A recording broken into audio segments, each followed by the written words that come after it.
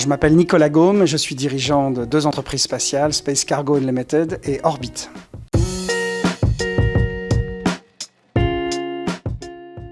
J'aime aller dans des environnements où la technologie change les usages, change la société pour, je l'espère, toujours des impacts positifs.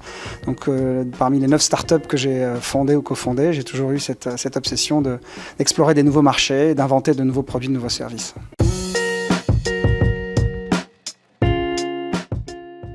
L'échec, on vit avec tout le temps. Je pense qu'on sait tous que la ligne est fine. Moi, j'ai connu des échecs. J'ai connu un échec majeur avec ma première start-up qui est rentrée en bourse au moment de la première folie Internet, qui a explosé quand la bulle a explosé. Ça a été extrêmement dur, professionnellement, personnellement, financièrement, humainement, bien sûr. Et avant tout, surtout que c'était couplé avec des moments très durs dans ma vie personnelle. Donc oui, on connaît des échecs, c'est très très dur. Mais en même temps, on connaît aussi d'immenses joies.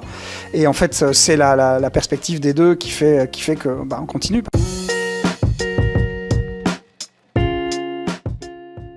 Le spatial, ça a toujours été une passion depuis tout petit. Moi, j'ai grandi à Arcachon, bord du bassin d'Arcachon, sur la dune du Pilat.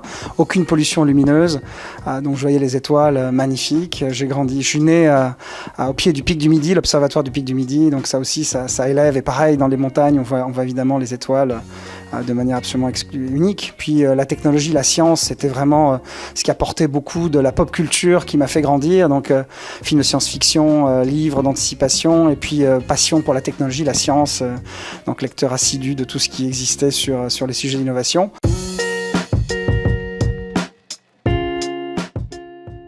Aujourd'hui, le spatial, quand on a démarré en 2014-2015, c'était vraiment qu'est-ce que vous allez faire dans le spatial. C'est la chasse gardée des gouvernements, c'est la chasse gardée de grands acteurs industriels que sont les Thales et autres. Et aujourd'hui, on s'aperçoit qu'au fond, les choses changent.